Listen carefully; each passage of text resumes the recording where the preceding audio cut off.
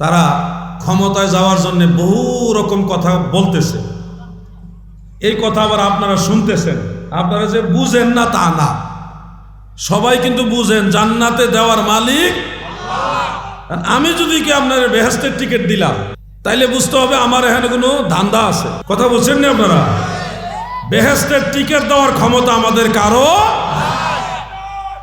আমরা জান্নাতের পথ দেখাইতে পারবো, এটা আমাদের এবিলিটি আছে। কোরআন হাদিস পইরা আল্লাহর নবীর রাসূল আকরাম সাল্লাল্লাহু আলাইহি সাল্লামের মাধ্যমে আমরা জানতে পারছি কোন পথে চললে আপনারা জান্নাতে যাইতে পারবেন, পথ দেখাইতে পারবো। কিন্তু বেহেশতের বা জান্নাতের টিকিট দিতে পারবো না, ওই ক্ষমতা আমাদের হাতে নাই, কারোই নাই। এই দুনিয়াতে কোনো আলেমের হাতে ক্ষমতা নাই। এখন ভাই আমার জমানাটা হইলো খারাপ জমানা। যদি আল্লাহ না করুক কোনো একটা দলের পক্ষে আপনি কইছেন যে অমুক মার্কায় ভোট দিবেন, এই মার্কার বিরুদ্ধে আরো যত মার্কা আছে সব লেগে যাবে আপনার বিরুদ্ধে। এটা আলগা একটা ভেজাল হইল না? আমরা এই নির্বাচনে তাকেই ভোট দিব যে আল্লাহর ওলিদেরকে সম্মান করে। একটা কথা কয়ে গেলাম, বুঝলে বুঝপাতা, না বুঝলে তেজপাতা। ওয়াওয়াজাদাকা দাল্লান ফাহাদা। এই ছোট্ট একটা আয়াত থেকে আপনারা বুঝতে পারবেন হক এবং বাতিল দুইটার মধ্যে যে পার্থক্য আছে। পার্থক্যটা বোঝার জন্য আগে প্রথম অনুবাদ আমরা দেখব। আল্লাহ তাআলা বলেছেন ওয়াওয়াজাদাকা দাল্লান ফাহাদা। আল্লাহ তাআলা বলেন, নবী গো,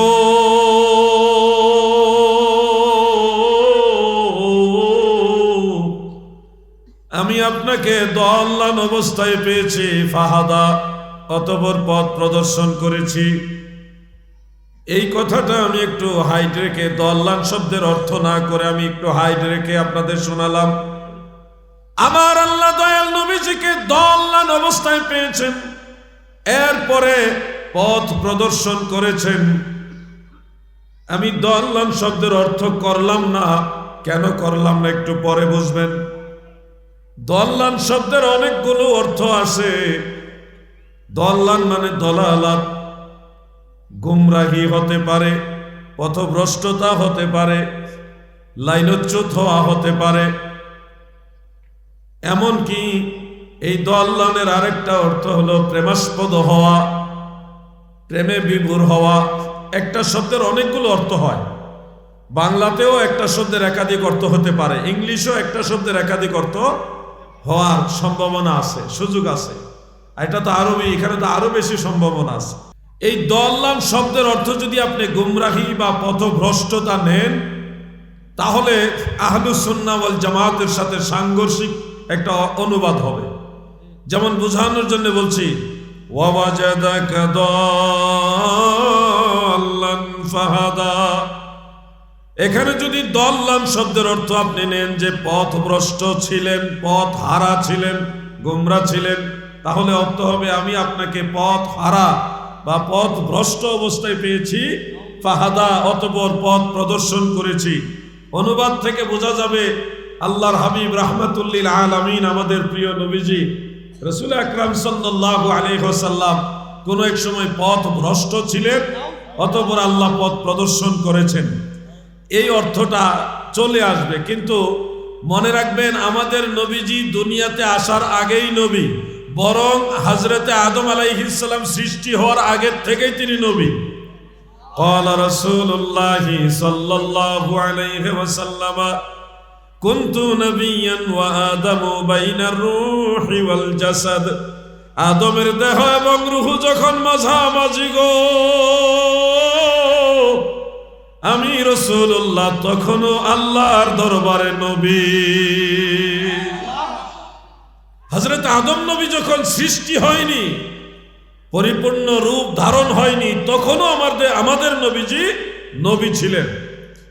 আর আল্লাহর নবী পথ ভ্রষ্ট হয় না।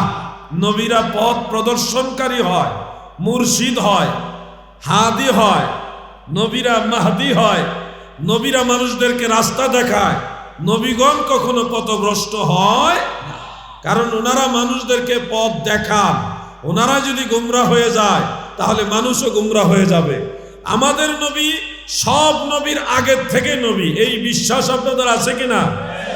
নবী তুমি ইমামুল আম্বিয়া, তোমার জন্যই বানায় আছে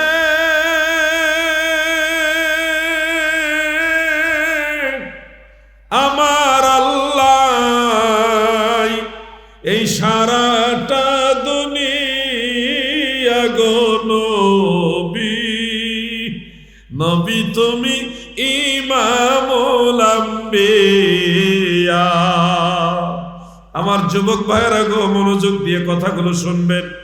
আল্লাহর নবী যারা, তারা কখনো গুমরা হয় না, পথভ্রষ্ট হয় না। আল্লাহর নবীরা পথ প্রদর্শনকারী, যাকে কোরআনের ভাষায় বলা হয় মুর্শিদ, পথ প্রদর্শনকারী। আরশাদা ইরশিদু ইরশাদান ফাহুয়া মুরশিদুন। আমার নবীজি সহ কোন নবী কখনোই পথ হারা গুমরা ছিলেন না। সব নবীরা হলেন হাদি মাহদি, তিনারা সবাই পথ প্রদর্শনকারী।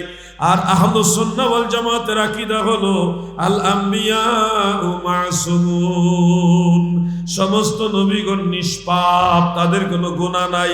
পথ ভ্রষ্ট যারা হয় তারা গুনাহগার হয়, কিন্তু আল্লাহর নবীদের কোনো গুনাহ নাই। অতএব নবীরা কখনো পথভ্রষ্ট হইতে পারে না। তাহলে ওয়াজাদাকা দাল্লান ফাহাদা, এই দাল্লানের অর্থ আমরা গুমরাহি, পথ হারা, পথ ভ্রষ্ট এটা নিতে পারবো না। নিতে হবে কোন অর্থ? ওই যে ইউসুফ আলাইহিস সালামের আব্বাজান নবিউল্লাহ হযরত ইয়াকুব আলাইহিস সালাম, ইউসুফ নবী যখন হারিয়ে গেলেন, সেই বিয়োগ ব্যথায় কাঁদতে কাঁদতে চোখের জ্যোতি ওনার এক ধরনের ফুরিয়ে গেল।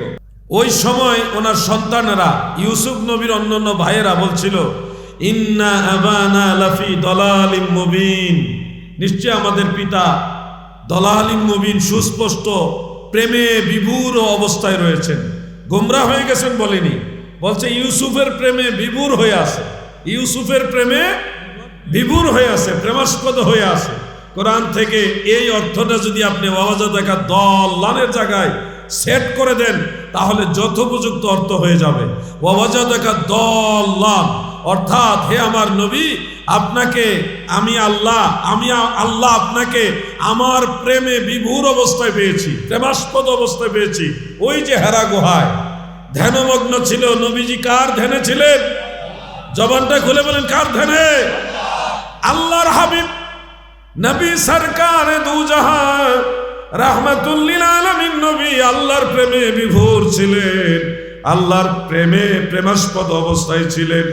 এরপরে আল্লাহ তাআলা চাইলেন জগৎবাসীকে হেদায়েতের রাস্তা দেখাবেন, এই জন্য কোরআন নাজিল করে নবীজির মাধ্যমে দুনিয়ার মানুষদেরকে হেদায়েত করেছে।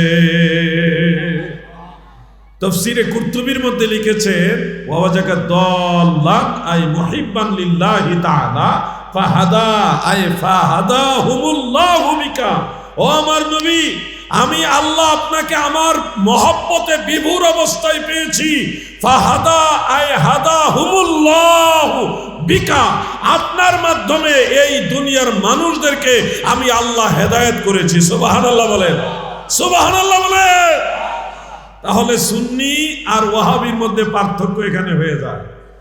আপনি যদি সুন্নি না হন, তাহলে নবীজি, আল্লাহর নবীকে আপনি গুমরা বানায় দিবেন।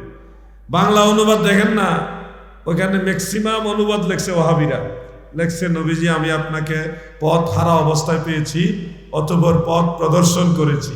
কিন্তু আপনি সুন্নিদের অনুবাদে দেখেন, তারা নবীজিকে পথ হারা অবস্থায় এইভাবে অর্থ করেনি। হাবিব আমার, আপনাকে প্রেমাস্পদ অবস্থায় পেয়েছি, অতঃপর আপনার মাধ্যমে জগতের মানুষকে হেদায়েত করেছি। সঠিক অর্থ যদি না বুঝেন, তাফসীর সঠিক হবে না। তাফসীর সঠিক হইতে হলে অনুবাদ সঠিক হইতে হবে। গোড়াই যদি গলত হয়ে যায়, মূলে যদি সমস্যা হয়, তোমার তো সবই সমস্যা হবে। ঠিক কিনা বলেন? এই জন্য নবীজির ব্যাপারে যে কোনো কথা বলতে গেলে খুব সাবধান, সতর্ক হয়ে কথা বলতে হবে। কেননা আমার নবী নিজেই আমাদের ঈমান, নবীজি আমাদের ঈমান। আমরা আল্লাহ দেখিনি, আল্লাহকে বিশ্বাস করি। কেন? ইউমিনুনা বিল গায়ব, অদৃশ্যের প্রতি বিশ্বাস করি। আল্লাহকে আমরা দেখিনি। আল্লাহ তাআলা আমাদের পঞ্চ ইন্দ্রিয়ের বহির্ভূত। আমরা 5টা ইন্দ্রিয় দিয়ে আল্লাহকে ধরতে পারি না, আল্লাহকে চর্মচক্ষু দ্বারা দেখতে পারি না, ত্বক দিয়ে আল্লাহর অনুভব করতে পারি না, জিহ্বা দিয়ে আল্লাহর স্বাদ নিতে পারি না, নাসিকা দিয়ে আল্লাহ তাআলার ঘ্রাণ নিতে পারি না। পঞ্চ ইন্দ্রিয়ের বহির্ভূত হলো আল্লাহ। এটাকে বলা হয় গায়ব। ইউমিনুনা বিল গায়ব, সেই না দেখা আল্লাহকে বিশ্বাস করেছি, না ধরতে পারা সে আল্লাহকে বিশ্বাস করেছি। কার কথায়? তিনি রাহমাতুল লিল আলামিন, আমাদের নবী। ঠিক কিনা বলে? এজন্য নবী আমাদের ঈমান, ঈমানের মূল নবী মুহাম্মদুর রাসূল সাল্লাল্লাহু আলাইহি ওয়াসাল্লাম। আগের দিনের মাহফিলগুলোর মতো এখনের দিনের মাহফিলগুলোতে দুরূদ শরীফ তেমন পড়া হয় না। আগের দিনের মাহফিলগুলোর মতো এখনকার দিনের মাহফিলে জিকির আজকার করা হয় না। যতটুকু হয় খুবই কম হয়। আগে মানুষের আমল বেশি ছিল, ফতোয়া কম জানা ছিল। এখন ফতোয়া বেশি জানে, আমল কমে গেছে। আগের দিনের বাইরের লেবাস বেশি একটা দামি ছিল না, ভালো লেবাস ছিল না, কিন্তু তাকওয়া ছিল। এখন বাইরের পোশাক ভালো হয়েছে, অন্তর খারাপ হয়ে গেছে। কেমন যেন দুনিয়াটা পরিবর্তন হয়ে গেছে।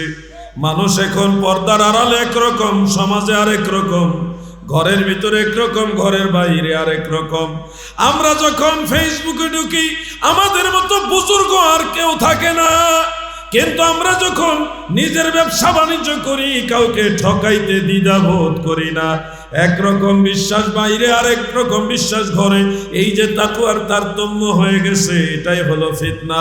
এই ফিতনা থেকে যদি বাঁচতে চান, আল্লাহর ওলি কামেল মুর্শিদ যারা, তাদের সোহবতে বসতে হবে, বেশি বেশি নবীর দুরূদ পড়তে হবে, আল্লাহর নামের জিকির করতে হবে।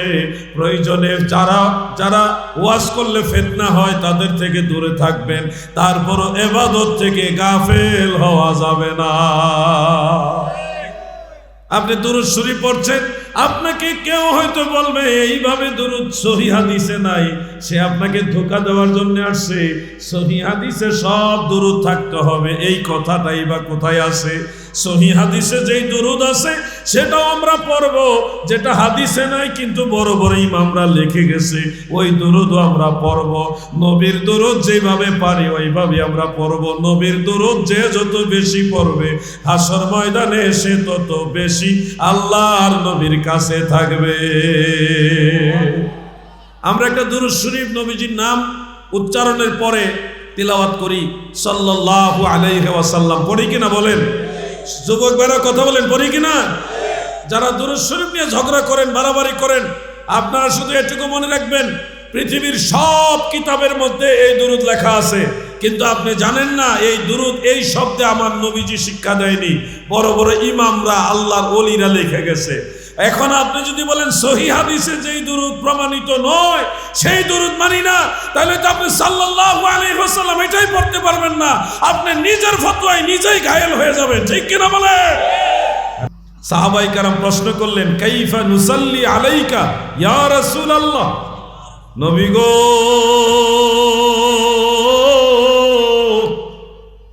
আমরা কিভাবে আপনার উপরে দুরূদ পড়ব?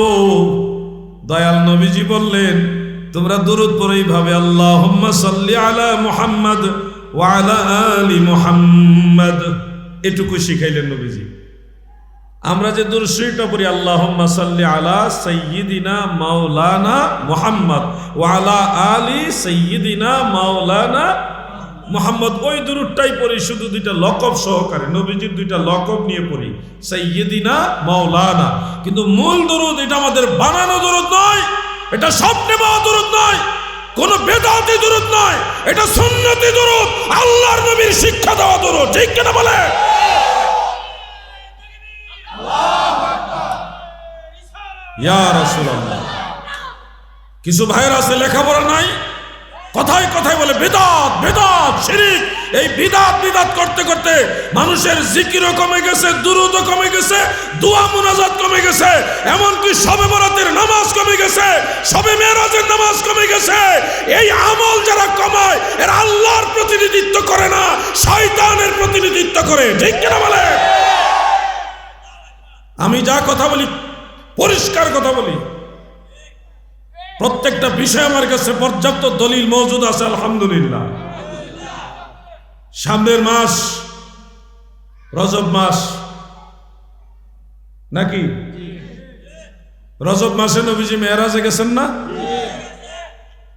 মেরাজে রজব মাসের 27 তারিখে গেছে।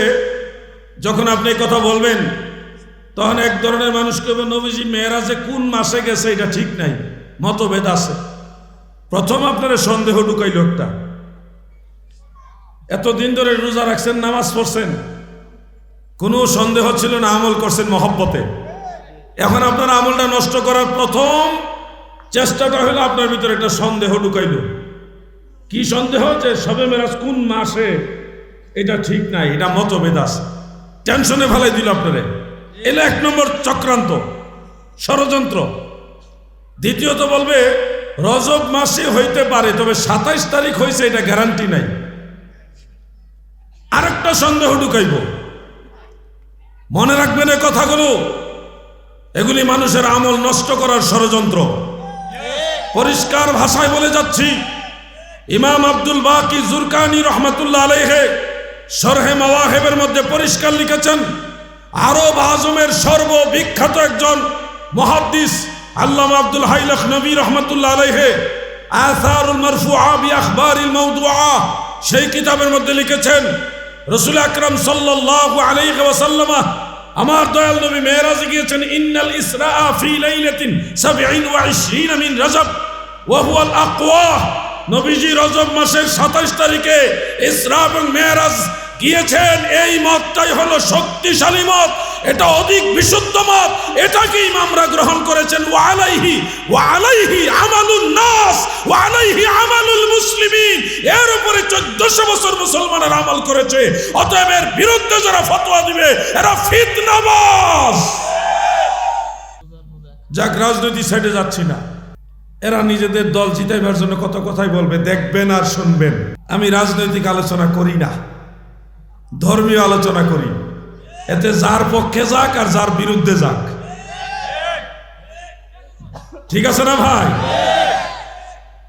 আমার দাদু, আমরা আগের থেকে নামাজ পড়ছি শবে মেরাজের, এখনো পড়তেছি। আল্লাহ যতদিন বাঁচাইব ততদিন পড়বো ইনশাআল্লাহ। শবে মেরাজের রোজা রাখবেন, এটার জন্য আলাদা ফজিলত আছে। কিছু ভাইরা জানে না, না জানে কবে বিদআত। বিশেষ নামাজ, শবে মেরাজের স্পেশাল কোনো নামাজ নেই, শবে মেরাজের স্পেশাল কোনো রোজা নেই, এগুলি বিদআত। মনে রাখবেন ভাই আমার, কিতাবের নাম শুআবুল ঈমান লিল বাইহাকি, আরেকটা হলো ফাদাইলুল আওকাত লিল বাইহাকি। দুইটা কিতাবে হাদিস শরীফটা রয়েছে। হাদিসের সনদের মান হাসান। আমি বলিনি, ইমাম বাইহাকি নিজে বলছে। ইমাম বাইহাকি নিজে বলেছে হাদিসের সনদের মান হাসান। সহির একটা প্রকার হলো হাসান। সেই হাদিসে কি আছে? আমার দয়াল নবীজি বলেছেন, ওয়ান সালমান আল ফারসি রাদিয়াল্লাহু তাআলা আনহু ক্বালা ক্বালা রাসূলুল্লাহ সাল্লাল্লাহু আলাইহি ওয়াসাল্লাম ফি রাজাবিন লাইলাতুন ওয়া নাহারুন। রজব মাসে একটা দিন এবং একটা রাত আছে। আল্লাহর রাসূল বলেছে রজব মাসে একটা দিন এবং একটা রাত আছে। মান সামা যালিকাল ইয়াউমা, যারা ওই দিনের বেলায় রোজা রাখবে গো, ওয়ামান কামা তিলকাল লাইলা, এবং ওই রাতের বেলায় যারা কিয়াম করবে, মানে নফল নামাজ পড়বে। আল্লাহর নবী বলেন এই এক নামাজ আর এক রোজা, মানে এক রাতের নামাজ আর এক দিনের রোজা 100 বছর নফল নামাজ, 100 বছর নফল রোজার সমান সওয়াব হয়ে যাবে। আর একটু জোরে বলেন। আর এই মৌলভী সাহেব মিম্বরে বসে কয় শবে মেরাজের কোনো রোজা নেই, এটা বেদাত। শবে মেরাজের কোনো নামাজ নেই, বেদাত। এই লোক কিতাবুল বিদাত ছাড়া আর কিছু করে নাই।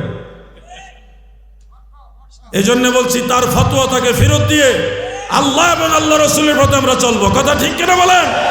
কোন আলেম যদি মনে করে আলাউদ্দিন জাহাদির কথা ঠিক না, শবে মেরাজের 27 রজবে কোনো নামাজ নাই, রোজা নাই, কোন আলেম যদি মনে করে নবীজি মেরাজে রজবের 27 তারিখ গেছে এটা ঠিক না, আলাউদ্দিন জাহাদি বিদেশ থাকে না, বাংলাদেশে থাকে, নারায়ণগঞ্জে থাকে, প্রয়োজনে আরেকদিন আপনাদের এলাকার মেহমান হব, ওনার ঘরের কিতাব থেকে ওনাকে আমি দেখায় দিয়ে প্রমাণ করে যাব শবে মেরাজের নামাজও আছে, রোজাও আছে। ঠিক কিনা বলেন?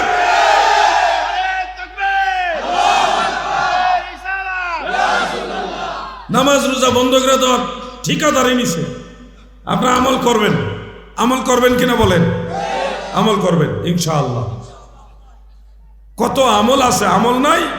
কতগুলি দাড়ি রাখছে, সুন্নতি দাড়ি, মাশাআল্লাহ সুন্দর দাড়ি রাখছে, টুপি একটা দিছে, রুমাল একটা দিয়ে ঘুরতাছে, টুটু কইরা জুব্বা কইরা, আর খালি কইটা বেদাত হিটা বেদাত। আরে ভাই, সুন্নতের উপর আমল করতেছেন, কত সুন্দর লাগে আপনারে, কিন্তু মানুষের আমল নষ্ট করেন কেন? আপনি একটা জিনিস না জানলে জেনে নিবেন। একটা আমলের কথা বলি আপনাদের, বলবো? ছোট্ট একটা তসবিহ, সুবহানাল্লাহি ওয়া বিহামদিহি, এটা পারেন না আপনারা? একবার বলেন সুবহানাল্লাহি ওয়া বিহামদিহি। পারবেন না ইনশাআল্লাহ? বলেন তো। সবাই কি বলছেন? আরেকবার বলেন সুবহানাল্লাহি ওয়া বিহামদিহি। অনেক বেশি কঠিন নাকি এটা? মাত্র দুইটা শব্দ, দুইটা শব্দ। তসবিহ দানা হাতে নিয়ে 100 বার পড়বেন।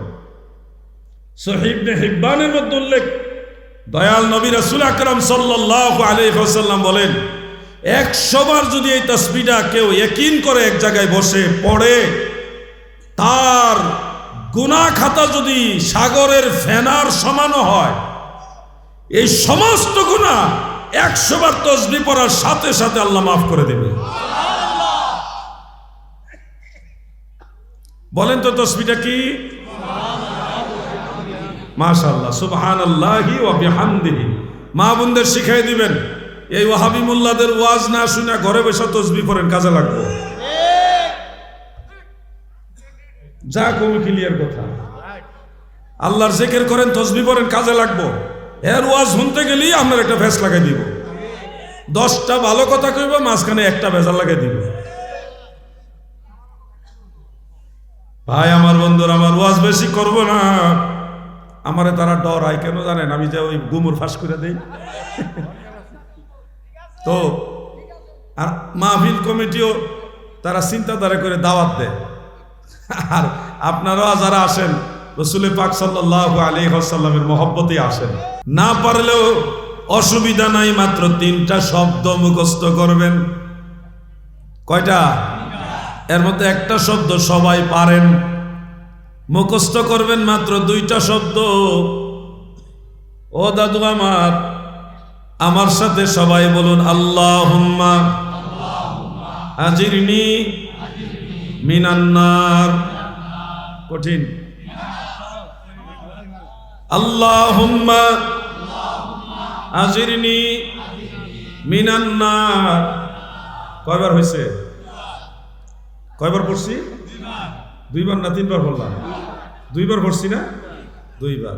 আরো 5 বার পড়ি, পড়েন আল্লাহুম্মা আজিরনি মিনান নার, আল্লাহুম্মা আজিরনি মিনান নার, আল্লাহুম্মা আজিরনি মিনান নার, আল্লাহুম্মা আজিরনি মিনান নার, আল্লাহুম্মা আজিরনি মিনান নার। কষ্ট দিয়া আপনাদের পড়াইলাম কেন জানেননি?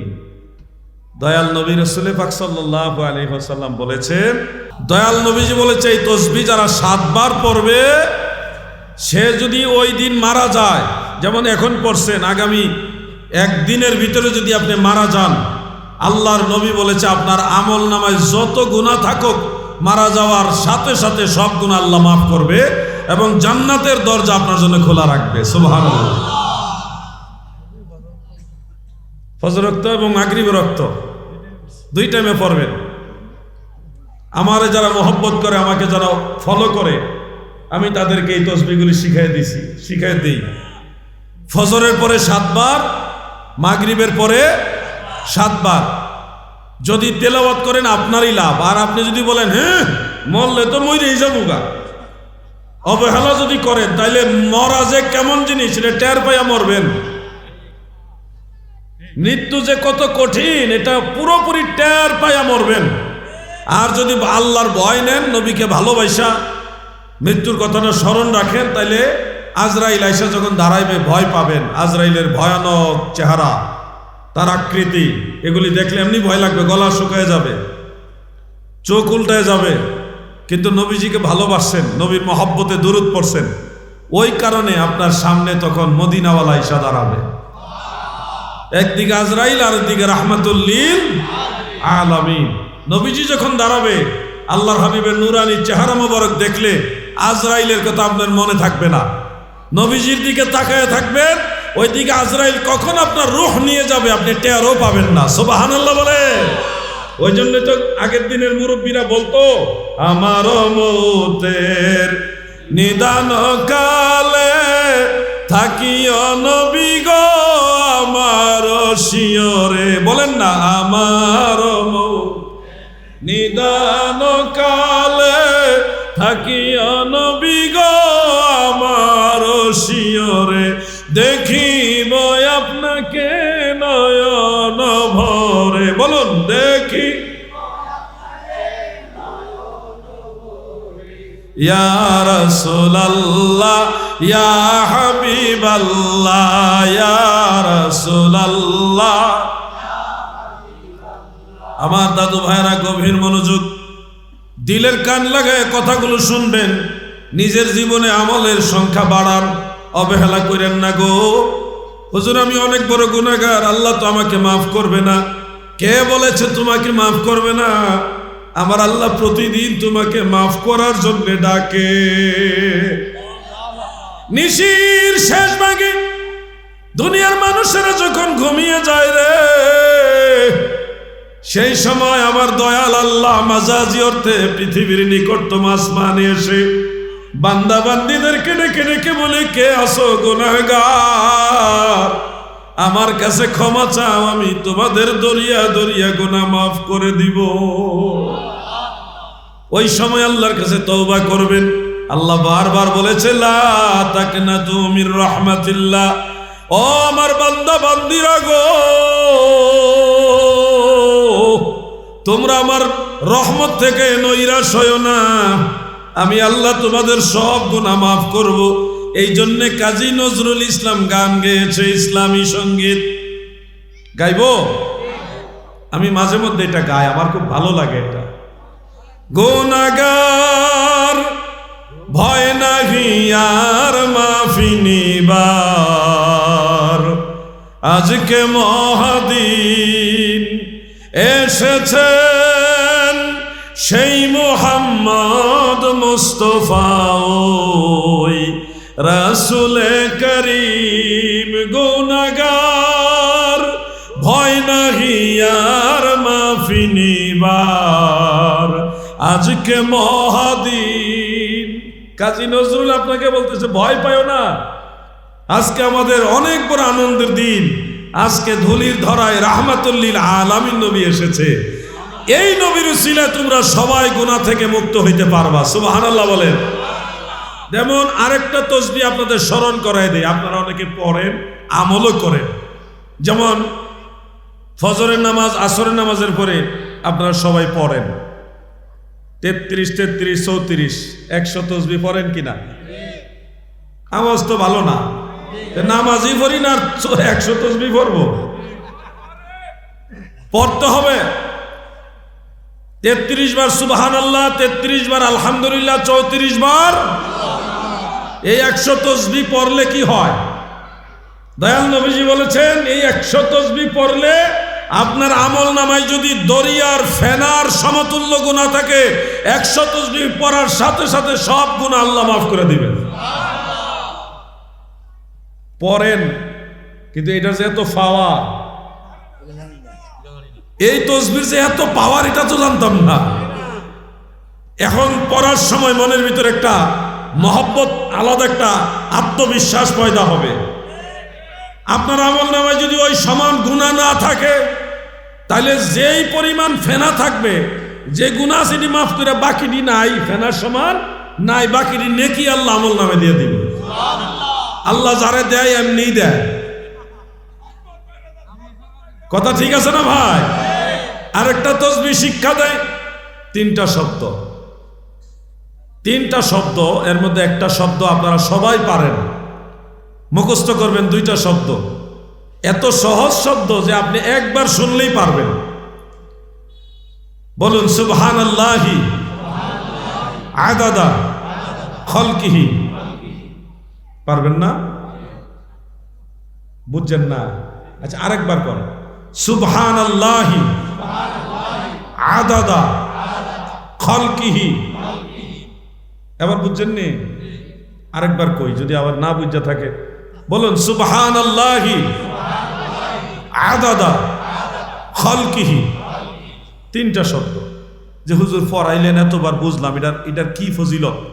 সুনানু আবি দাউদের মধ্যে এই তসবিহটা আছে, দয়াল নবীজি শিক্ষা দিয়েছে। এটা এত পাওয়ারফুল তসবিহ, যতবার পড়ছেন, সৃষ্টি জগতে যত সংখ্যক সৃষ্টি আছে, আল্লাহর কুল কায়নাতে যত সংখ্যক সৃষ্টি আছে, একবার তসবিহটা পড়ার সাথে সাথে ততগুলো নেকি আমল নামায় যোগ হয়ে গেছে। বলেন তো তসবিহটা, আপনারা বলেন না, আলেম ভাইরা বলেন না, আপনারা বলেন তসবিহটা কি? মাশাআল্লাহ, জোরে বলি মারহাবা। সুবহানাল্লাহি আদাদা খালকিহি, সুবহানাল্লাহি আদাদা খালকিহি। ও আমার চাঁদপুর মতলবের নবীর প্রেমিকারা, মন দিয়ে শুনো।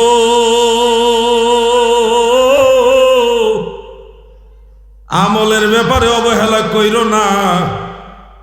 ঈমান লইয়া যদি নিজের জীবনের শেষ নিঃশ্বাসটা অতিক্রান্ত করতে পারেন, ঈমান লইয়া যদি জীবনের শেষ নিঃশ্বাসটা অতিক্রান্ত করতে পারেন, আপনার এই নেকিগুলি আপনার বিশাল মর্যাদা বাড়াইয়া দিবে। তবে ঈমানের মামলায় যদি ধরা খেয়ে যান, ঈমানের মামলায় যদি ধরা খেয়ে যান গো, আপনার আর কোনো আমল কাজে আসবে না, সব আমল বরবাদ হয়ে যাবে। নাউজুবিল্লাহ বলেন। এই জন্য ঈমানের বিষয়টা বেশি গুরুত্ব দিতে হবে। আল্লাহর নবীর সাথে যারা বেয়াদবি করবে, আল্লাহর শান ও আজমতে যারা বেয়াদবি করবে, যারা রোজা এবং পূজাকে এক কাতারে মিলাই দিবে, আল্লাহর দেওয়া বিধান যাকাতকে যারা চাঁদার সাথে তুলনা দিবে, এদের ঈমানের 12টা বাজবে। বেঈমান হয়ে মরলে আর আমল কাজে লাগবে না। এবার ওয়াজ পাইছেন? যার বিরুদ্ধে যায়, কিচ্ছু করার নাই। আমি কোনো রাজনৈতিক আলোচনা করি না, কিন্তু ঈমানের আলোচনা করলে কোনো বেঈমানের গায়ে যদি লাগে, কিচ্ছু করার নাই। ঠিক কিনা বলে? দাদু আমার গলার আওয়াজটা একটু বেশি হইতেছে। আমার ফিতনার যুগে কথা বলতো খুব টেনশন, চিন্তা, জমানাটাই ফিতনা। সমস্যা নাই? দেখছেন পাওয়ার, দেখছেন নারায়ে তাকবীর। এইটাই ফুলাবেনি সবজি সমস্যা আছে, এই তাকবীর দিছে না জোরে। নারায়ে তাকবীর, নারায়ে রিসালাত, আহলে সুন্নাত ওয়াল জামাত, উত্তরাদারা নুরানি হাফিজিয়া মাদ্রাসা। এইবার বোঝা গেছে পাওয়ার আছে। মনোযোগ দিয়ে শুনতে হবে ভাই। ফিতনার যুগ, এমন একটা যুগে আমরা বসবাস করতেছি। আপনি সারাদিন চায়ের দোকানে বসে থাকেন, কেউ আপনার বিরুদ্ধে ফতোয়া দিবে না, কিন্তু আপনি যদি একটু মুনাজাত করেন, তখন আপনার বিরুদ্ধে ফতোয়া দেওয়ার লোক খুঁজে পাওয়া যাবে। বুঝতে পারছেন না বিষয়টা? নামাজ পড়ে মুনাজাত করলে কবে এটা বেদাত, নামাজের পরে মুনাজাত নাই, আল্লাহর নবী নামাজের পরে মুনাজাত করছে না, বেদাত। আপনাদের এদিকে ঝামেলা না থাকলেও শহরাঞ্চলে কিছু কিছু আছে।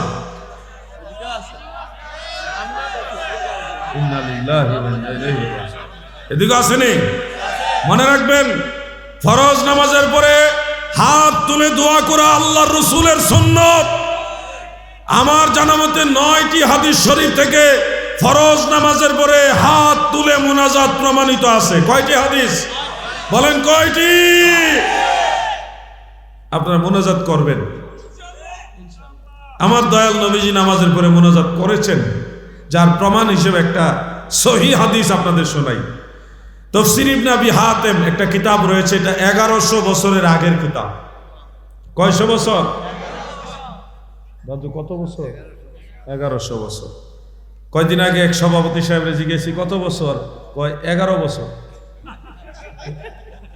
আজকে ট্রাই করলাম যে আপনি আবার 11 নামেন কিনা।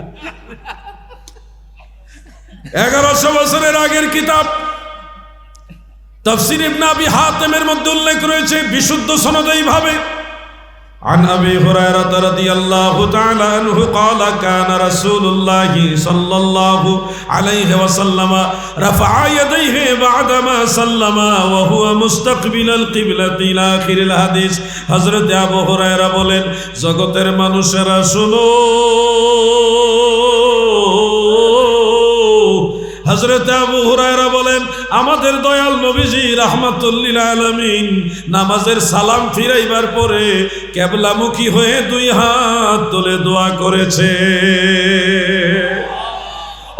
মতলবের নবীর প্রেমিকেরা, আপনাদের কাছে আমার প্রশ্ন, যেহেতু আল্লাহর নবী নামাজের সালাম ফিরানোর পরে হাত তুলে দোয়া করেছে, সেহেতু নামাজের পরে হাত তুলে দোয়া করা জায়েজ না নাজায়েজ?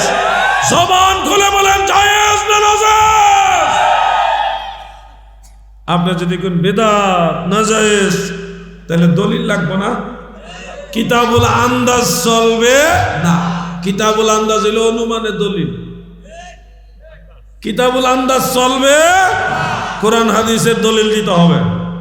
আমরা নামাজের পরে মুনাজাত করি, শুধু মুনাজাত করি না, সালামটা ফিরাইলে আমরা তওবা করি, ইস্তেগফার করি, আস্তাগফিরুল্লাহ আস্তাগফিরুল্লাহ আস্তাগফিরুল্লাহ পড়ি কিনা ভাই? এরপর আরেকটা দোয়া পড়ি, লা ইলাহা ইল্লাল্লাহু ওয়াহদাহু লা শারীকা লাহু লাহুল মুলকু ওয়া লাহুল হামদু ওয়া হুয়া আলা কুল্লি শাইইন কাদির। এটাও পড়ি, এটা পড়লেও গুনাহ খাতা মাফ হয়, আমল নামা পরিষ্কার করে দেয় আল্লাহ। সুবহানাল্লাহ। আমল করলে আমলের লাভ আছে। এরপরে দেন আল্লাহুম্মা আনতাস সালাম ওয়া মিনকাস সালাম, এই দোয়াটা করি মুনাজাতে। অন্যান্য দোয়া করি, মা বাবার জন্য দোয়া করি, রব্বির হামহুমা কামা রব্বায়ানি সগীরা, দোয়া করি না? আরবি না পারলে অন্তত বাংলাতে কই, আল্লাহ আমরারে মাফ করে দাও, আমরার মা বাপরে মাফ করে দাও, আমরার মা বাবার কবরের আযাব মাফ করে দাও, এলাকার মুর্দেখানের কবর আযাব মাফ করে দাও। দোয়া করেন না? আল্লাহ তাআলা সকল ভাষার স্রষ্টা হইলেন আল্লাহ। অতএব যেই ভাষায় আপনি দোয়া করেন সেই ভাষায় দোয়া কবুল হবে। এই যে দোয়াটা করছেন, কেন করছেন? নবীজি বলছেন, যেমন তিরমিজি এবং নাসাই শরীফে বিশুদ্ধ সনদ উল্লেখ, যে আইয়ু দুআই আসমাউ ক্বালা যাওফাল লাইলিল আখির ওয়া দুবুরাস সালাওয়াতিল মাকতুবা, আইয়ু দুআই আসমাউ, নবী গো কোন দোয়াটা তড়িৎ গতিতে কবুল হয়, কোন দোয়া তাড়াতাড়ি কবুল হয়? নবীজি বললেন, ফরজ নামাজের পরে দোয়া করলে তাড়াতাড়ি কবুল হয়। আচ্ছা আপনারা বলেন, যেহেতু নামাজের পরে দোয়া করলে তাড়াতাড়ি কবুল হয়, সেহেতু নামাজের পরে তো দোয়া না করা উচিত। মুরব্বী কয়, খেয়াল করছেন না মনে আপনি? আমি আবার প্রশ্ন করি, যেহেতু নামাজের পরে দোয়া করলে কবুল হয় গ্যারান্টি, সেহেতু নামাজের পরে দোয়া না করা উচিত না? কি করা উচিত? দোয়া করা উচিত। এখন যারা বেদাত বলতেছে তাদের দলিল নাই, তাদের দলিল হলো কিতাবুল আন্দাজ। জানাজার পরে দোয়া আপনাদের দিকে করেন তো নাকি? আমরা করি, আপনারা করবেন, ভেজাল করবেন না। এই লাশের খাটে যার জন্য আজকে দোয়া করছেন, ওই জায়গায় একদিন আপনিও শুইবেন।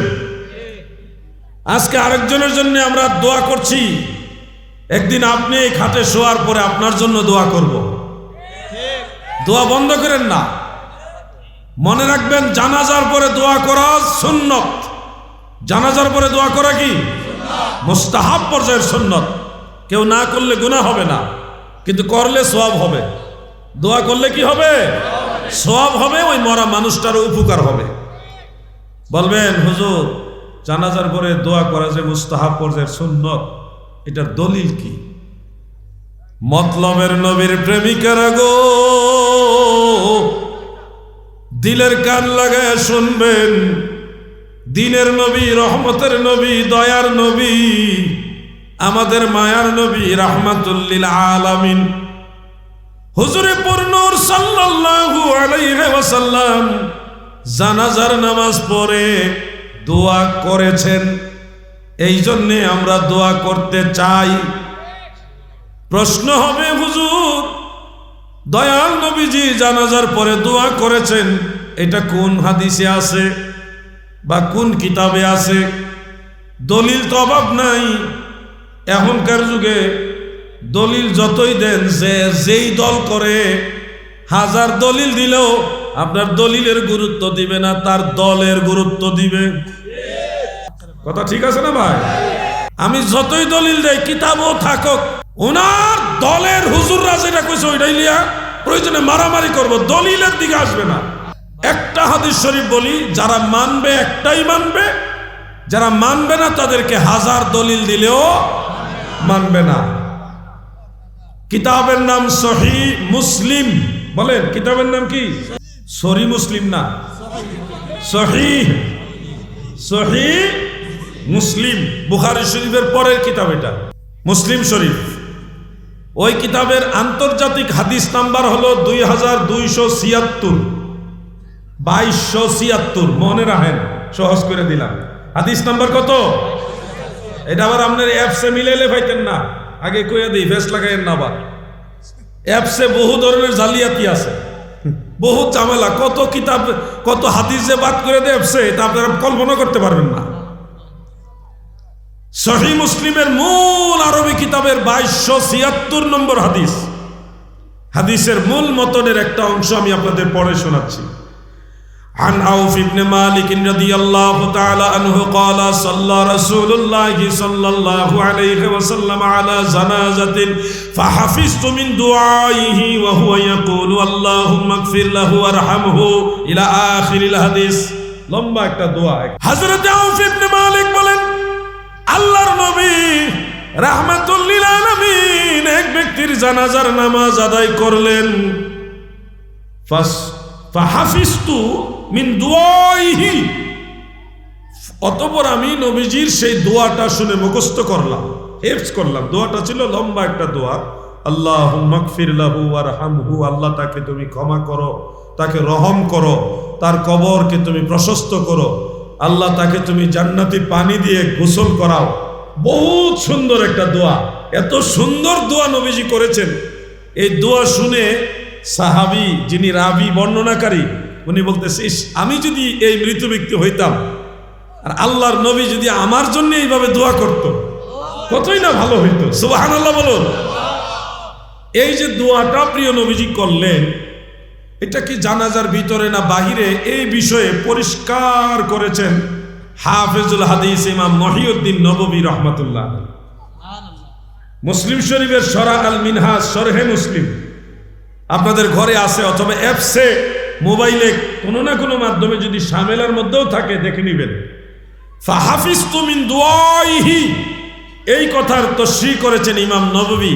তিনি লিখতেছেন এই দোয়াটা ছিল বাদা সালাত, জানাজার নামাজের পরে, জানাজার নামাজের পরে। তাহলে বোঝা যাচ্ছে স্বয়ং রাহমাতুল লিল আলামিন জানাজার নামাজের পরে দোয়া করেছেন। এবার আপনারা আমাকে বলুন, আল্লাহর নবী যদি জানাজার পরে আবার দোয়া করে, তাহলে এই দোয়া জায়েজ না নাজায়েজ? জোরে বলেন, জায়েজ না নাজায়েজ? পুরাই জায়েজ নাকি? মাশাআল্লাহ, মুরব্বির জজবা আছে। আমরা বলি এটা মুস্তাহাব, সওয়াবের কাজ, দয়াল নবী করছেন। মা ফাআলান নাবিয়্যু সাল্লাল্লাহু আলাইহি ওয়াসাল্লাম মাররাতান ওয়া তারাকাহু মাররাতান ফাহুয়া মুস্তাহাব্বুন। যেই কাজ আল্লাহর নবী এক সময় করেছেন আরেক সময় করেন নাই, ওটাকে বলা হয় মুস্তাহাব। যেহেতু জানাজার পরে প্রিয় নবীজি দোয়া একবার হইলেও করছে, অন্যান্য সময় আরো করছে। আমার কথা হলো ন্যূনতম এটুকু তো জানতে পারলাম প্রিয় নবীজি জানাজার পরে দোয়া করছে, অতএব এটা আর নাজায়েজ হইতে পারে না। ভাই আমার, ঝগড়া আমার সাথে সারা রাত করতে পারবেন, কিন্তু আপনার ভিতরে যদি আল্লাহ এবং আল্লাহ রসুলের মহব্বত না ঢুকে, হাজার দলিল দিয়েও আপনাকে আমি বুঝাইতে পারবো না। শুধু এই কথাটা আবার মনে করে দেই, দোয়ার বিরোধিতা কইরো না গো ভাই। যেই লাশের খাটে আজকে মৃত ব্যক্তি শুয়েছে, এমন একদিন আসবে এই খাটের মধ্যে তুমিও শুয়ে যাইবা।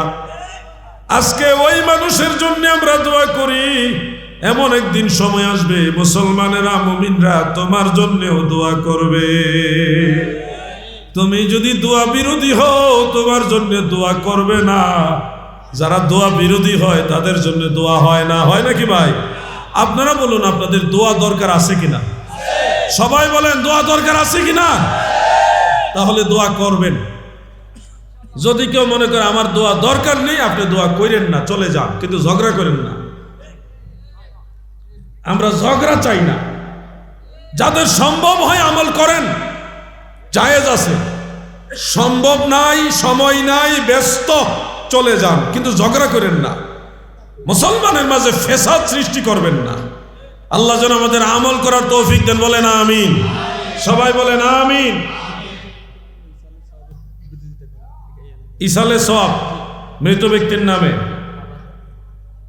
মৃত ব্যক্তির নামে ইসালে সওয়াব করা, দোয়া হোক, সাদকায়ে জারিয়া হোক, খাবার হোক, যে কোনো নেক কাজের মাধ্যমে মৃত ব্যক্তির পক্ষে ইসালে সওয়াব করা, এটা হানাফি, শাফিঈ, হাম্বলি, মালিকি চাইরো মাযহাবের ইমামদের সবার একমত, এটা জায়েজ আছে।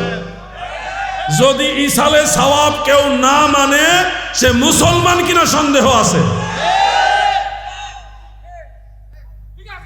একেবারে এইভাবে বললাম আমি, কারণ এটা নিয়ে কোনো ইখতিলাফ বড় কোনো মুজতাহিদরা করেনি। হাফেজ ইবনে তাইমিয়া পর্যন্ত ইসালে সওয়াবের পক্ষে ফতোয়া দিছে। হাফেজ ইবনে তাইমিয়া ইসালে সওয়াবের পক্ষে। আপনি 2 রাকাত নামাজ পড়ছেন, আল্লাহ এই নামাজের সওয়াবটা আমার মা বাবার রুহে পৌঁছায় দেন। এরকম অনেক সময় হয় না? আপনি আল্লাহ তৌফিক দিছে, উমরা করতে গেছেন, আগে নিজের ওয়াজিবটা আদায় করছেন, কইরা যেহেতু গেছেন আরো 2-3টা উমরা করবেন, হঠাৎ মনের ভিতরে জাগ্রত হইল আমার মা তো নাই, মান লাইগে একটা উমরা করি। এমন করে না সন্তানেরা? তখন একটা উমরা আদায় করছে ওই নিয়তে যে আল্লাহ আমার এই উমরাটা আমার মার জন্য আমি আদায় করলাম। তো ওই উমরার সবটা মায়ের আমল নামায় যোগ হয়ে যায়। ধরেন আপনি এই মাদ্রাসাতে আজকে টাকা দিলেন, একজন লোক নিয়ত করছে আল্লাহ গো আমার বাপ নাই, আমার বাবার নামে, আমার বাবার রুহের শান্তির জন্যে মাদ্রাসায় আমি 10,000 টাকা দিলাম। এই যে টাকাটা দিছেন আপনি, সওয়াবও পাইবেন আপনি, কিন্তু ওই যে বাবার জন্য নিয়ত করছেন, যেই সওয়াব আপনি পাইবেন ওই সমান সওয়াব আপনার বাবার আমল নামায় যোগ হয়ে যাবে। ইসালে সওয়াব এটাকে বলে। বুখারী, মুসলিম, তিরমিজি, ইবনে মাজাহ, নাসাই, মিশকাত, অসংখ্য হাদিস গ্রন্থে ইসালে সওয়াবের কথা উল্লেখ রয়েছে। আমি আপনাদেরকে একটা আমলের কথা বলে দেই। ফজরের নামাজ জামাতে আদায় করবেন, মসজিদে আদায় করে, মনোযোগ দিয়ে কথাটা শুনবেন। ফজরের নামাজ মসজিদে জামাতের সাথে আদায় করে মসজিদ থেকে বের হবেন না। এমনিতে আমাদের দেশে জামাত শেষ হইলে আর বেশিক্ষণ লাগে না সূর্যোদয়ে, সর্বোচ্চ আধা ঘন্টার ভিতরে সূর্যোদয় হয়ে যায়। এই আধা ঘন্টার সময় মসজিদে বসে আপনি জিকির, আজকার, তাসবিহ, তাহলিল করবেন। সূর্য উঠে গেছে যখন নিশ্চিত হবেন, তখন 2 রাকাত নামাজ পড়বেন, ইশরাকের নামাজ। কিসের নামাজ? 2 রাকাত, মাত্র 2 রাকাত নামাজ পড়বেন, ওইরা বের হয়ে যাবেন। এতে কি হবে? আপনার আমল নামায় একটা বড় হজ আর একটা উমরা হজ, 2টা হজের সওয়াব আল্লাহ দান করে দিবে। ইশরাকের নামাজের পাওয়ার এটা। আপনি যদি নিয়ত করেন আল্লাহ এই ইশরাকের নামাজের সওয়াবটা আমার মা বাবার রুহে বকশিশ করে দেন, আপনার নিয়তের সাথে সাথে আপনার মা বাবার রূহে সওয়াবটা পৌঁছে যাবে। ইসালে সব অস্বীকার করে যারা, এদের পিছনে নামাজ পড়া যাবে না, এদের ইমানের মামলায় ঝামেলা আছে। এই যদি মসজিদের ইমাম হয় তাকে মসজিদে তাড়াতাড়ি করে, আপনাদের কোনো নামাজ হবে না। ইসালে সব যে মানে না, হ্যাঁ মুসলমান হতে পারে না, এটা অন্য কোনো এজেন্ডা বাস্তবায়ন করতে আসছে এখানে। জায়েজ না জায়েজ এটা প্রমাণিত হবে কোরআন হাদিস থেকে। যুক্তি দিয়া কোনো জিনিস না জায়েজও হয় না, যুক্তি দিয়া জায়েজও হয় না। জায়েজ না জায়েজ হবে কোরআন হাদিস দিয়া। মনে রাখবেন, আমরা যে মানুষ মারা গেলে তার জন্য 4 দিনে 5 দিনে বা 40 দিনে অথবা 2-4 দিন আগে পিছে সবাই যেদিন ছুটি পায়, যেদিন সবার সুবিধা হয়, ওই দিনটা ধার্য করে একটা তৌফিক অনুযায়ী একটা খাওয়ানোর আয়োজন করি। এলাকার ময় মুরব্বী যারা 5 ওয়াক্ত নামাজ পড়ে এমন মুসল্লি, এবং এলাকার গরিব যারা, বিশেষ করে গরিব যারা, তাদেরকে আমরা দাওয়াত দিই। মাদ্রাসা থাকলে মাদ্রাসার হুজুর এবং ছাত্রদেরকেও দাওয়াত দিই যে আমার মা বাবার নামে 4টা ডাইল ভাত আপনারা খাইয়া যাবেন। কি এরকম দেন না আপনারা? এই ধরনের অনুষ্ঠান করা মুস্তাহাব, সওয়াবের কাজ। দলিল কি? 2টা কিতাবের নাম বলি, মনে রাখবেন। প্রথম কিতাবটা যিনি লিখেছেন উনি ইমাম বুখারীর উস্তাদ, ওনার নাম ইমাম আহমদ বিন হাম্বল রহমতুল্লাহ আলাইহি। বেশি জানতো না, 6 লক্ষ থেকে 10 লক্ষ হাদিসের সনদ মুখস্থ জানতো। ইমাম আহমদ বিন হাম্বল ইমাম বুখারীর উস্তাদ। ওনার মাজার হলো ইরাকের রাজধানী বাগদাদ শরীফে। আমি নিজে জিয়ারত করে আসছি। আগামী জানুয়ারি মাসের প্রথম দিকে আবার গাউসে পাকের দরবারে যাব ইনশাআল্লাহ। আপনারা কেউ যাইতে চাইলে এখনো সুযোগ আছে। ইমাম আহমদ বিন হাম্বল রহমতুল্লাহ আলাইহির সেই কিতাবের নাম হলো কিতাবুজ জুহুদ। কিতাবুজ জুহুদ এক শব্দ হলো আজ-জুহুদ। আজ-জুহুদ পুরাতন নুসখার মধ্যে হাদিসটা আছে, নতুন নুসখা থেকে আবার বাদ করে দিয়েছে। কত বড় সুর চিন্তা করেন ওয়াহাবীরা। নতুন ছাপার মধ্যে হাদিস নাই, পুরান ছাপার মধ্যে আছে। এখন আরেকটা কিতাব, ওটার নাম হলো হিলিয়াতুল আউলিয়া। হিলিয়াতুল আউলিয়া, এটা প্রায় 1100 বছর আগের কিতাব। ইমাম আবু নুআইম ইসফাহানি রহমতুল্লাহ আলাইহি। 2টা কিতাবের নাম কইছি। যারা 40 জিয়াফত মানে না তারার ঘরে দেখবেন এই কিতাবই নাই, এই কিতাবই খুঁজে পাইতেন না। আল্লাহর রহমতে 2টা কিতাবই আমার কাছে আছে আলহামদুলিল্লাহ। আরেকটা সহজ একেবারে হাতের নাগালে যেটা পাওয়া যায় সেটা বলে দেই, তাহলে আরো ইজি হবে। আল হাবিলিল ফাতাওয়া, এটা অ্যাভেলেবেল পাওয়া যায়। হাফেজ জালালউদ্দিন সুয়ুতী রহমাতুল্লাহ আলাইহির লেখা আল হাবিলিল ফাতাওয়া, সেই কিতাবের মধ্যে ইমাম জালালউদ্দিন সুয়ুতী এই ব্যাপারে আলাদা একটা রিসালা লিখেছেন। সেই রিসালাটা উল্লেখ করেন, সেখানে একটা বিশুদ্ধ সনদের হাদিস রয়েছে। হাদিসের মূল মতনটা হলো এরকম: ইন্নাল মাউতা ইউফতানুনা ফি কুবুরিহিম সাবআ। কবরের মধ্যে প্রথম 7 দিন খুব বেশি ফিতনা হয়। প্রথম 7 দিন কবরের মধ্যে খুব বেশি আযাব হয়, কষ্ট হয়। ফাকানু ইস্তাহিব্বুনা আইয়ুতআমা আনহুম তিলকাল আইয়াম।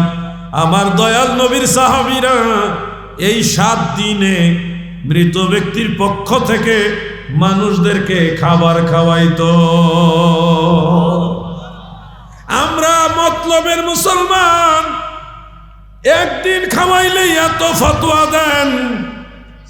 দয়াল নবীর সাহাবারা 7 দিন খাওয়াইছে, এইটা কি করবেন? শুনেনি নাই? আল্লাহ, 3টা কিতাবের নাম কয়ে দিলাম তো, যে কোনো একাধারে 7 দিন। এখন কিতাবের নাম যে কইলাম 3টা কইছি, 3টার মধ্যে ওই কিতাবুজ জুহুদ আপনারা খুঁজে পাবেন, কষ্ট হইব। কিন্তু আল হাবিলিল ফাতাওয়া যেটা বললাম, আমার ভাই আছে, আরো আলেম ওলামা আছে, ওনারা চাইলেই সংগ্রহ করতে পারবে, অথবা ঘরে আসেও, একটু নাড়াচাড়া দিলে পাওয়া যাবেন মাসালা। ইমাম সুয়ুতী রহমতুল্লাহ আলাইহি বলছে এটা মুস্তাহাব। এই ধরনের জিয়াফত করা কি মুস্তাহাব, সওয়াবের কাজ। হাফেজুল হাদিস 2 লক্ষ হাদিস যিনি মুখস্থ জানতেন, উনি বলতেছেন এটা জায়েজ মুস্তাহাব। সলিমউদ্দিনের ফুলা কলিমউদ্দিন, বাপ দাদার নাম নাই, সানমুল্লার বিয়াই, একো বেদাত, খামোশ। এই একই খরচের টাকা যদি উনারে দিয়ে দেয়,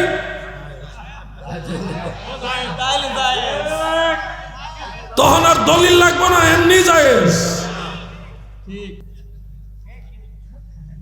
কোথায় যাচ্ছে আমাদের নৈতিকতা? হ্যাঁ, ওই যে উনারে মানে তো উনার মাদ্রাসা, তখন এটা বিনা দলিলে জায়েজ। আর আপনাদেরকে খাওয়াইলে বেদা। আপনারা কি আলগা মুসলমান আর হুজুররা মাদ্রাসা ছাত্ররা কি আলাদা মুসলমান? খাওয়ানো যদি হুজুরদের মাদ্রাসা ছাত্রদের জায়েজ হয়, তাহলে আপনারটা না জায়েজ কেন? আপনারটা না জায়েজ হলে মাদ্রাসা ছাত্রদেরটা জায়েজ হবে কেমনে? জায়েজ হলে দুটোই জায়েজ, না জায়েজ হলে দুটোই না জায়েজ। আমার একটা পরামর্শ আপনাদের প্রতি, মা বাবার জন্য যদি এরকম আয়োজন করেন, মাদ্রাসার হুজুর এবং ছাত্রদেরকেও খাওয়াইবেন। কি খাওয়াইবেন না? তাইলে আর ফিতনা হবে না। আর হুজুরদের একটা হুজুরে দাওয়াত দেন না, ছাত্ররা গরিব ছাত্রও তো আছে, সবাই তো আর বড় লোকের সন্তান না, তাদেরকে একবেলা ভাত খাওয়াইলে কি হয়? খাওয়াইবেন। এদের খাওয়াইলে আরো বেশি কাজে লাগবে। এলাকার গরিব মানুষদেরকে খাওয়াবেন, মাদ্রাসার ছাত্রদেরকে হুজুরদেরকেও খাওয়াবেন, দেখবেন ঝামেলা হবে না। আর খালি মানুষের খাওয়াইলেন, হুজুরের খবরও লইলেন না, তখনই ভেজালটা হুজুরে লাগাইব। কথা বুঝছেন নি? ঝামেলাটা হতে খাওয়াইলে ঝামেলা শেষ। আল্লাহ আমাদের বুঝার তৌফিক দেন, আমিন। রাগ করলেন নি কেউ? আবার রাগ করেন না। আরো অনেক দলিল আছে এই ব্যাপারে, আমার লেখা কিতাবই আছে। 40 জিয়াবতের উপর আলাদা আমি একটা কিতাব লিখছি, কারণ আমি দুনিয়াতে কয়দিন বেঁচে থাকবো জানি না। প্রত্যেকটা সাবজেক্টে কিতাব লিখে গেছি, যেন দুনিয়াতে না থাকলেও আপনাদের হাতে দলিলগুলি থাকে। আমি যদি আপনাদের বলি যে একজন সাহাবী মারা গেছে, তার জানাজার নামাজ, দাফন কাফন সব নবীজি নিজে করছে। করার পরে মৃত ব্যক্তির পরিবারের লোক আল্লাহর নবীকে দাওয়াত দিয়ে নিয়ে ওই মৃত ব্যক্তির বাড়িতে আবার খাওয়াইছে। এটাও সহিহ হাদিসে আছে। কিন্তু আবার আরো ওয়াজ বাড়বো না, আরো এমন অনেক ওয়াজ আছে, অনেক দলিল আছে। কিন্তু আমার কথা হলো, সাহাবাই কেরাম খাওয়াইছে, নবীর সাহাবারা যেদিকে আমরাও সেদিকে, এর দূরই থাক। এরপরে ধরেন কোথাও যদি কোনো মোকাবেলা লাগে, তাহলে দলিল দিয়ে তারা বুয়াই দেব।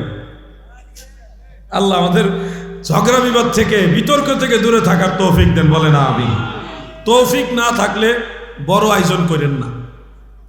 বাপ মা লালন পালন করে গেছে, কষ্ট করে লেখাপড়া করাইছে, 10 জন মানুষ খাওয়াইতে পারবেন, 10 জন গরিব মানুষের দাওয়াত দিয়ে খাওয়াই দিয়ে। গরু জবাই করেই খাওয়াই তুই, এমন কোনো কথা নাই। কথা বলছেন নি আপনারা? আপনার তৌফিক হলে গরু খাওয়ান, মহিষ খাওয়ান, তৌফিক থাকলে খাওয়ান। কিন্তু তৌফিক নাই, এখন লোক দেখা, সমাজের শরমে আপনারা এখন কালেকশন করা, ঋণ কইরা এরকম আয়োজন করা দরকার নাই। যদ্দূর তৌফিক আছে ওদ্দূর করবেন। কথাটা বুঝছেন না আপনারা? এরপরে নামাজ পড়ে দোয়া করবেন, মিলাদ পড়ে দোয়া করবেন, কোরআন পড়ে দোয়া করবেন, ওগুলিও করবেন। আল্লাহ তাআলা আমাদের সবাইকে বেশি বেশি আমল করার তৌফিক দেন, বলেন আমিন। আমি এগুলি থেকে দূরে থাকি, কারণ হলো এই বিষয়টা আমি বললে আরেকটা মহলের গায়ে লাগবে। তারা ক্ষমতায় যাওয়ার জন্য বহু রকম কথা বলতেছে। এই কথা আবার আপনারা শুনতেছেন। আপনারা যে বুঝেন না তা না, সবাই কিন্তু বুঝেন জান্নাতে দেওয়ার মালিক আল্লাহ। আমি যদি কি আপনার বেহেশতের টিকিট দিলাম, তাইলে বুঝতে হবে আমার এখানে কোনো ধান্দা আছে। কথা বুঝছেন না আপনারা? বেহেশতের টিকিট দেওয়ার ক্ষমতা আমাদের কারো।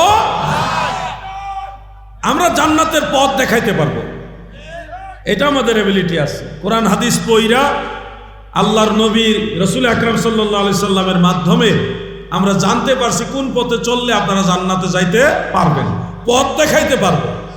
কিন্তু বেহেশতের বা জান্নাতের টিকিট দিতে পারবো না, ওই ক্ষমতা আমাদের হাতে নাই, কারোই নাই। এই দুনিয়াতে কোনো আলেমের হাতে ক্ষমতা নাই। এখন ভাই আমার জমানাটা হইল খারাপ জমানা। যদি আল্লাহ না করুক কোন একটা দলের পক্ষে আপনি কইছেন যে অমুক মার্কায় ভোট দিবেন, এই মার্কার বিরুদ্ধে আরো যত মার্কা আছে সব লেগে যাবে আপনার বিরুদ্ধে। এটা আলগা একটা ভেজাল হইল না? আমরা এই নির্বাচনে তাকেই ভোট দিব যে আল্লাহর ওলিদেরকে সম্মান করে। একটা কথা কয়ে গেলাম, বুঝলে বুঝপাতা, না বুঝলে তেজপাতা। আমার এই ভাই বলছে অনেকে মিলাদের বিরুদ্ধে ওয়াজ করে, পিছনে আমার এই ভাই বলছে অনেকে মিলাদের বিরুদ্ধে ওয়াজ করে, কিন্তু দাওয়াত দিলে মিলাদ পরে আবার খায়ও হাদিয়াও নেয়। এইটা কি করণ? এখন আপনারা বলেন এটা কি করণ যায়? যেই লোকে মুখের এক কথার কাজে আরেকটা, এটা কি মুমিন না কমিন? আমি আর মুনাফিক বললাম না, কমিন কইলাম, আর কি একটু মুনাফিক একটু সম্মান দিয়ে কইলাম। কথা বুঝছেন? সম্মান দিয়ে বললাম।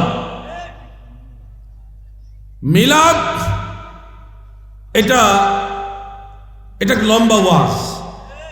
হঠাৎ করে 2 মিনিট আর 4 মিনিটে মিলাদ নিয়ে আমি কিছুই বলতে পারবো না। শুধু এটুকু বলবো, বাড়াবাড়ি করেন না। আপনার ভালো লাগে না কিংবা আপনার সময় নেই, আপনি মিলাদ পড়েন না, দূর থাকেন, আপনার মতো আপনি থাকেন। কিন্তু যারা মিলাদ পড়ে, রসুল পাকের মহব্বতে এই আমলটা করে, তাদের বাধা হয়ে দাঁড়ায়েন না, তাইলে সমাজে ফিতনা সৃষ্টি হবে যদি বাধা দেন। মিলাদ কিয়াম এটা আমরা কেউ বানাই নাই। মনে রাখবেন, আমি পাবনা এক মাহফিলে জিজ্ঞাসা করেছিলাম যে সাহাবীরা কি দাঁড়ায়া নবীকে সালাম দিয়েছে? শ্রোতারা কয় না। শ্রোতারা কি কয়? না। তখন আমি বুঝলাম এখানে না ওয়াজ হইছে বেশি। আমি তখন কইলাম হ্যাঁ, সাহাবায়ে কেরাম নবীজিকে দাঁড়িয়ে সালাম দিয়েছে। পুরা ময়দানটা স্তব্ধ হয়ে গেছে। পাবনায়, রাজশাহী বিভাগ তো, আলেম ওলামা বেশ অনেক ছিল, স্তব্ধ হয়ে গেছে। বলে কি, উনি কি বলে? সারা জীবন শুনলাম সাহাবারা কিয়াম করে নাই, উনি বলতেছে সাহাবারা কিয়াম করছে, সবাই স্তব্ধ হয়ে গেছে। এরপর আমি একটা করে হাদিস শরীফ বলা শুরু করলাম। একটা হাদিস আপনাদের না বললে কইবেন যে কি কইছে হে, এটা আমরা শুনছি না, আমরা রে কোন। তাফসিরে তাবারি শরীফ, পবিত্র কুরআনের তফসির, নির্ভরযোগ্য তফসির হলো 2 প্রকার। একটা হলো তফসির বিল মাসুর, এই তফসির বিল রিওয়ায়াত, আরেকটা হলো তফসির বিদ দিরায়া। এই 2 প্রকার তফসির নির্ভরযোগ্য, গ্রহণযোগ্য তফসির। তফসিরে জালালাইন, তফসিরে বাইজাবি, তফসিরে কাশাফ, এগুলি হলো তফসির বিদ দিরায়া। তফসিরে নাসাফি, তফসিরে খাজান, তফসিরে কবির, এগুলি তফসির বিদ দিরায়া। আর তফসির বিল মাসুর, এই তফসির বিল রিওয়ায়াত হলো তফসিরে তাবারি, তফসির ইবনে আবি হাতিম, তফসির ইবনে কাসির, তফসিরে দুররে মানসুর, এগুলি হলো তফসির বিল রিওয়ায়াত। এগুলির মর্যাদা বড়। তফসির বিল রিওয়ায়াতের 1 নম্বর কিতাব হিসেবে যেটাকে গণ্য করা হয়, ওটার নাম তফসিরে তাবারি। সেই তফসিরে তাবারিতে সূরা আহজাবের 56 নম্বর আয়াতের তফসিরের মধ্যে বিশুদ্ধ সনদে হাদিস উল্লেখ, যেটা তফসিরে রুহুল বয়ানের মধ্যে কোট করেছেন ইসমাইল হাক্কি হানাফি রাহিমাহুল্লাহ। আল্লাহ তাআলা নির্দেশ দিয়েছেন, ইয়া আইয়ুহাল্লাযীনা আমানু সাল্লু আলাইহি ওয়া সাল্লিমু তাসলিমা। ইমানদার বান্দা বান্দিরা গো,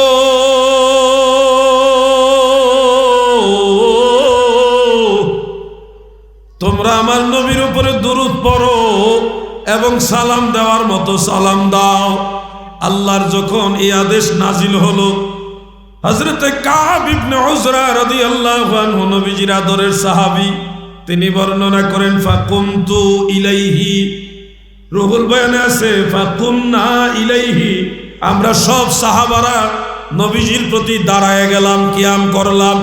ওয়া কুলনা আসসালামু আলাইকা আইয়ুহান নবী ওয়া রাহমাতুল্লাহি ওয়া বারাকাতু, সব সাহাবারা ওই মজলিসে দাঁড়ায়া দাঁড়ায়া সালাম জানাইছে। সুবহানাল্লাহ। এবার আপনারা নিশ্চিত হলেন যে সাহাবীরাও দাঁড়ায়া সালাম দিয়েছে। আরো বহু হাদিস শরীফ আছে। হুট করে বেদাত বলে দিয়েন না ভাই। বলবেন সাহাবারা দেখা দেখা দিছে, আমরা তো দেখি না। না দেখা কেন দাঁড়াই?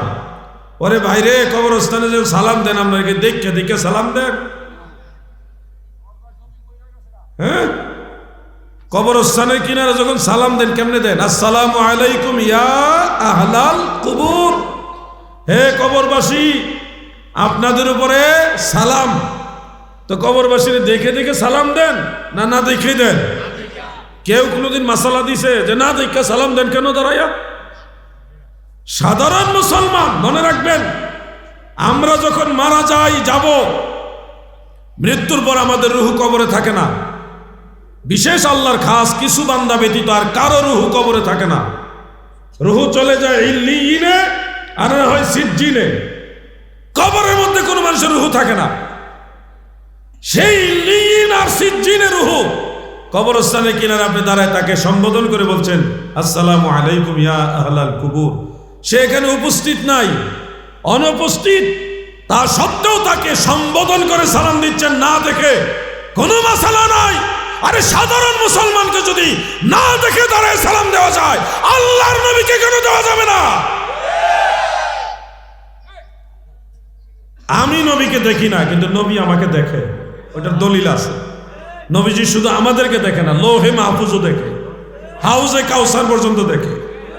আমার নবীজির কাছে গোটা দুনিয়াটা হাতের তালু মুবারকের মতো। অতএব আমি দাঁড়ায়া নবীজিকে সম্মান করছি, এটা নবীজির নজরে আছে। তো আল্লাহর এক বান্দা আল্লাহর নবীকে দাঁড়ায়া সম্মান করতেছে, এই দৃশ্য দেখলে নবীজি বেজার হবে না খুশি হবে? অতএব নবীজির মহব্বতে আমরা দাঁড়াই, মহব্বত প্রকাশের জন্য। এটা সলফে সালিহিন করে গেছে। মা রাআল মুসলিমুনা হাসানান ফাহুয়া ইনদাল্লাহি হাসান, ইস্তিমালুন নাস হুজ্জাতুন ইয়াজিবুল আমালু বিহা। উসুল, এই উসুল মোতাবেকের বিরোধিতা করা জায়েজ নাই। আল্লাহ তাআলা আমাদের বোঝার তৌফিক দেন, বলে না আমিন। একেবারে সংক্ষিপ্ত বললাম, মিলাদ কেমন আলোচনা এত কম সময়ে বলা যাবে না, এটা নিয়ে অনেক কথা অনেক জবাব। আজকের মতো আলোচনা আমরা আজমির শরীফে দেখেছি অনেক হিন্দুরা খাজা গরিবে নওয়াজের মাজারের কাছে যায়, জিয়া ভক্তি দেয়। আমরা অনেক মাজারি বাংলাদেশও দেখেছি, ভিন্ন ধর্মাবলম্বী যারা তারা মাজারে গিয়া ভক্তি দেয়, সেজদা দেয় আর কি। এটা অনেকে দলিল হিসেবে কোট করেন। অপ্রিয় হলেও সত্য, আমাদের দেশে কিছু দরবার আছে, কিছু দরবার বলতে কয়েকটা দরবার আছে যে দরবারগুলিতে মাজারে সেজদা দেওয়া জায়েজ মনে করে। নাম বললাম না, ফিতনা হবে। আহলুস সুন্নাহ ওয়াল জামাত পরিষ্কার ভাবে বিশ্বাস করে আল্লাহ তাআলা ব্যতীত আর কাউকে সেজদা দেওয়া যাবে না। সেজদার একমাত্র মালিক আল্লাহ। বলেন কে? আল্লাহ। যুবক ভাইরা বলো কে? প্রত্যেকটা দরবার এবং মাজারের কমিটি যারা আছে তাদের উপরে দায়িত্ব বিধর্মীরাও যেন মাজারে গিয়ে সেজদা না দেয়। বিধর্মীরা যদি যাইতে চায় দেখবে, সেখানে এমন কোনো কাজ করতে দেওয়া উচিত নয় যে কাজের দ্বারা মুসলমানরা বিভ্রান্ত হয়। এটা কমিটির উপরে দায়িত্ব। আর আমাদের বক্তব্য স্পষ্ট, মাজারে অথবা আল্লাহ ছাড়া অন্য কাউকে সেজদা দেওয়ার পক্ষে আমরা না। এরপরে যদি কেউ আমাদেরকে মাজার পূজারি বলে, বুঝতে হবে সে নিজে তার দল পূজারি। তার দলকে ঠিক রাখার জন্য মানুষের উপরে মিথ্যা তহমত দেয়। সারা জীবন আমি আমার এই পুরো বয়সে যতদিন মাঠ ময়দানে কথা বলতেছি, মাজার জিয়ারতের পক্ষে কথা বলি, মাজারে সেজদা দেওয়ার বিরুদ্ধে কথা বলি। এরপরও আমারও মানুষ মাজার পূজারি কয় না, এগুলি হলো দল পূজারি। এরা যতই আপনি মাজার জিয়ারতের পক্ষে বলেন, মাজারের সেজদার বিরুদ্ধে বলেন, এরা আপনাকে গালি দিবেই। আমরা এই বেইনসাফি মানুষের মিথ্যা তহমত শিখিনি, যার কারণে আমরা সত্য কথাটা বলি। এরা ওয়াহাবি। এরা কি ওয়াহাবি? এদের মূলেই সমস্যা।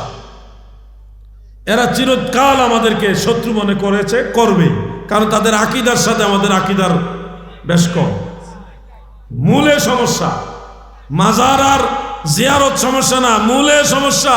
আচ্ছা, আমাদের এই মাহফিলে এসে কেউ যদি বলে আল্লাহ তাআলা মিথ্যা কথা বলতে পারে কিন্তু বলে না, এটা কি আপনারা মানবেন? একটা পেশ আছে এখানে, আল্লাহ মিথ্যা কথা বলতে পারে কিন্তু বলে না। তো বলে না যেহেতু, বললে মিথ্যা কথা বলতে পারে, বলে না, তাহলে তো ঠিকই আছে না? এখানেও ঠিক নাই, এখানেও ঠিক নাই। মিথ্যা কথা বলা জিনিসটা কি ভালো কাজ না খারাপ কাজ? নারায়ণগঞ্জের ২৫০০ থানার মাদ্রাসার এক শিক্ষক আমাকে একবার ফোন করেছিল, বলছে হুজুর আল্লাহ তাআলা মিথ্যা কথা বলতে পারেন কিন্তু বলেন না, এরপরও এই কথার মধ্যে দোষ কোনটা? আমি বললাম দোষ হইল বলতে পারেন এই চিন্তা মাথায় রাখা, এইটাই সমস্যা। এই চিন্তা মাথায় রাখা যাবে না, কারণ আল্লাহ তাআলা সকল প্রকার নুকস, সকল প্রকার ত্রুটি থেকে পূত পবিত্র। মিথ্যা বলা এটা আল্লাহর ব্যাপারে মহাল, অসম্ভব, অসম্ভব। কখনোই মিথ্যা কথা বলেনি, বলেন না, বলতে পারেন না, এটা আল্লাহর ব্যাপারে অসম্ভব। এই জন্যে বলতে পারেন এই কথা আর চলবে হুজুর আর একটু ক্লিয়ার করেন। আমি তখন বললাম যে আপনি কোন হুজুরের ছাত্র বলেন? তখন চট্টগ্রামের একজন বড় আলেমের নাম বলছে, বড় এক মাদ্রাসার, আমি নাম বলবো না, উনি গত হয়ে গেছেন, ইন্তেকাল হয়ে গেছে। আমি বললাম যে আপনার অমুক উস্তাদ বলৎকার করতে পারে কিন্তু করে না, এই কথাটা আপনি কেমনে নিবেন? না না, আস্তাগফিরুল্লাহ, আস্তাগফিরুল্লাহ। এত বড় একজন শায়েখ, একজন বুজুর্গ, এত বড় প্রবীণ আলেম, ওনার ব্যাপারে কথাটা যায় না, এই কথাটা ওনার ব্যাপারে যায় না। তো আমি বললাম তো কেন যাবে না? এখানে তো বলা হয়নি উনি বলৎকার করছে, করতে পারে কিন্তু করে না। তারপরে কথাটা অসুন্দর, এত বড় একজন আলেমের ব্যাপারে এই কথাটা যায় না। তাই বলা, তখন বললাম যে ঠিক এর চেয়ে আর উত্তম ভাবে শুদ্ধ হইল যে আল্লাহর ব্যাপারও মিথ্যা কথা বলতে পারেন, এটা যায় না, এই কথাটা আল্লাহর ব্যাপারও যায় না। তখন হুজুর বুঝছি কিন্তু একটু ঘুরাইয়া বুঝলাম আর কি, ঘুরাইয়া বুঝছে। ওই উস্তাদরে দিয়ে যখন মারছি তখন ব্রেনে ঢুকছে যে কিছু কিছু কথা আছে, কথাগুলি যায় না, বলা উপযুক্ত না, উচিত না। আল্লাহ তাআলা সবাইকে বোঝার তৌফিক দেন, বলে না আমিন। সবাই বলে না আমিন। মূলে যদি সমস্যা থাকে আকীদায়, তখন আপনি যত ভালো কথা বলেন আপনার পক্ষে সে কথা বলবে। এটুকু বললাম। যতগুলো আমলের কথা বলছি আশা করি আপনাদের মনে আছে, এগুলি আমল করবেন। আমল করবেন কিনা ইনশাআল্লাহ বলেন না?